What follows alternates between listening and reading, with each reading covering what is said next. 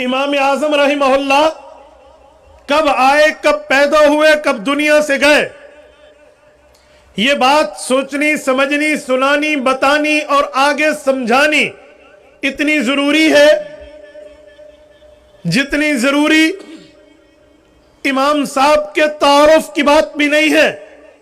پیدائش کا سن اتنا ضروری سمجھانا کیوں؟ آج معاشرے میں حق کے مقابلے میں باطل مختلف شکلوں میں آیا ہے اور مختلف پراپاگنڈا، مختلف قسم کی مٹی اور خاک اچھال کے پگڑیوں کو اچھالنے کا طریقہ نوجوانوں کے ہاتھ میں دے کر بے راہ روی کی روش پہ ڈال دیا گیا ہے۔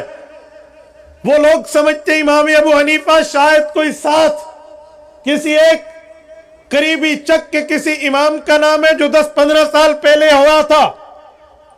ایک شخص نے ٹیکسلا کی سرزمین پر مجھ سے پوچھا، مولانا وجہ کیا ہے؟ امام ابو حنیفہ کی بات کرتے ہیں، حق تو تھا کہ امام ابو حنیفہ امام بخاری رحمہ اللہ کی بات مانتے۔ امام بخاری تو حدیث لکھنے والے ہیں، ان کی کتاب کا نام صحیح البخاری ہے، تو پھر کیا ضرورت تھی امام ابو حنیفہ نے اس کو چھوڑ کے امت کو فقہ حنفی دی ہے؟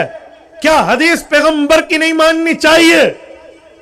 اس طرح کے سوالات جب مجھ سے ہوئے، یہ صرف ایک جگہ نہیں کئی جگہ ہوئے ہیں، میں نے صرف پہلی جگہ کا ذکر کیا ہے، تو میں نے یہ بات سوچی کہ جب بھی امام صاحب پر بات ہو پہلے اس کے پیدائش کے آنے کے سن کو بتاؤ تاکہ لوگوں کے دماغ میں ہو یہ بندہ کب کا ہے۔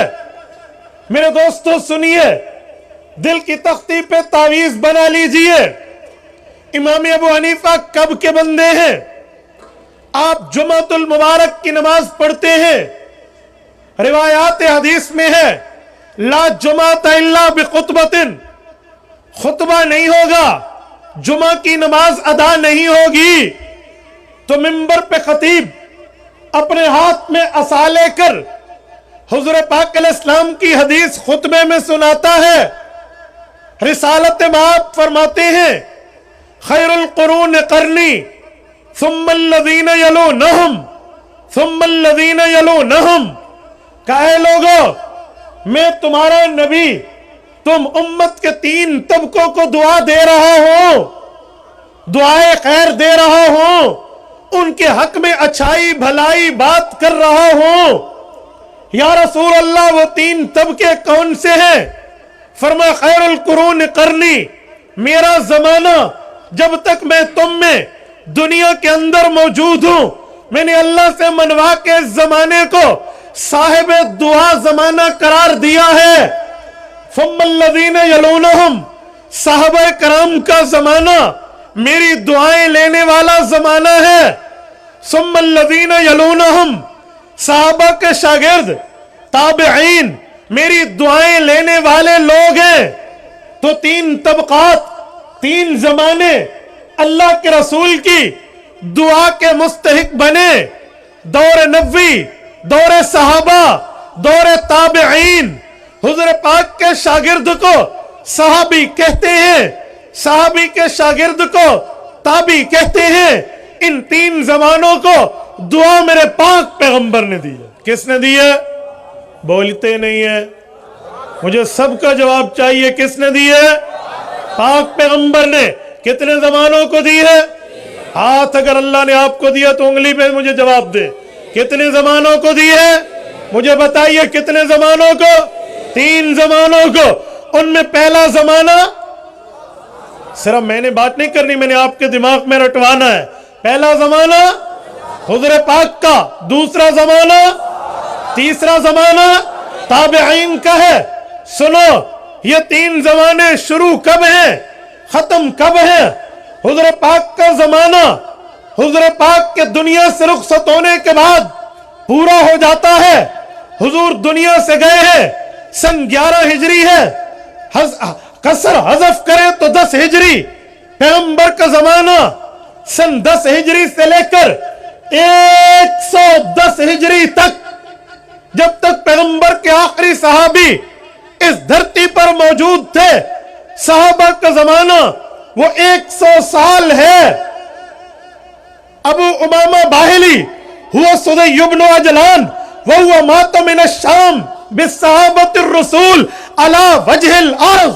ابن حجر اسقلانی رحمہ اللہ المتوفى 852 ہجری فرماتے ہیں پیغمبر کے صحابہ حضور پاک کے پردہ فرما جانے کے بعد 100 سال تک اس دھرتی پر موجود رہے. حضور گئے سن 11 ہجری، سن 10 سے شروع کرو 110 صحابہ کا زمانہ، پھر 100 سال پیغمبر کے شاگردوں کے شاگرد تابعین کا زمانہ 210 ہجری تک.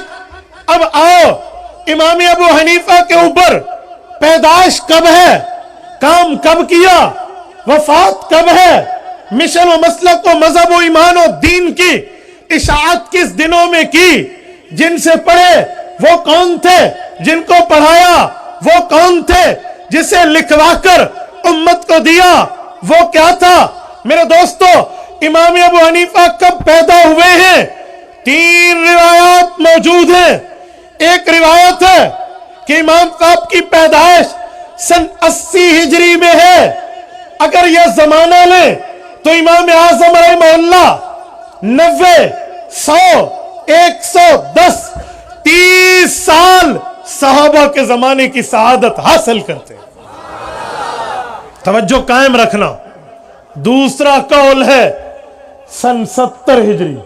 اگر یہ قول لے تو 80 90 100 110 40 سال ابو حنیفہ نے صحابہ کے زمانے میں گزارے. اور تیسرا قول لے اسماعیل بن حماد بن ابی حنیفہ رحمہ اللہ والا سن 60 ہجری. تو 70 80 90 100 110 نصف صدی ابو حنیفہ نے صحابہ میں پل بڑھ کے گزاری ہے. یہ ہے امام ابو حنیفہ. اور جب دنیا سے گئے ہیں اتفاق امت کا، مورخین کا، ماہرین تاریخ کا، ایکسپرٹ آف دا ہسٹری، تاریخ کے ماہرین کا اتفاق ہے کہ سن 150 ہجری ہے. شعبان کی 4 ہے یا رجب کی 15 ہے سن 150 ہجری. 150 ہجری ابھی وہ والا زمانہ جاری تھا جو اس کو حضور کی تیسری دعا لگی ہے. ابو حنیفہ پیدا ہوئے اس زمانے میں جس زمانے کو دوسرے نمبر پہ دعا ملی. ابو حنیفہ دنیا سے گئے اس زمانے میں جس زمانے کو تیسرے نمبر پہ دعا ملی. یہ امام ابو حنیفہ ہے. آؤ ذرا امام بخاری رحمہ اللہ پر پیدائش کب ہے، صحیح بخاری کب لکھی، وفات کب ہے، تو آپ تاریخ سے دیکھ لیجئے، سوانح آیات اٹھا لیجئے، ان کے انٹروڈکشن تعارف پر کتابیں دیکھ لیجئے. آن ایئر میں بات کر رہا ہوں. امام بخاری پیدا اس وقت ہوئے جب 194 ہجری چل رہی ہے. گویا امام ابو حنیفہ کو دنیا سے گئے نصف صدی پوری ہونے کو ہے. آدھی صدی گزر رہی ہے. 44 سال بعد امام بخاری پیدا ہوتے ہیں اور سن 217 میں آ کر 217 ہجری میں صحیح بخاری کی ابتدا کرتے ہیں. جس تیسرے زمانے کو حضور نے دعا دی تھی اس کو ختم ہوئے 7 سال گزر چکے تھے. جب یہ ہسٹری میں نے ان لڑکوں کو بتائی نا کہ امام بخاری ایسے اور امام حنیفہ ایسے، ٹیک جا کر لگائی بچوں نے.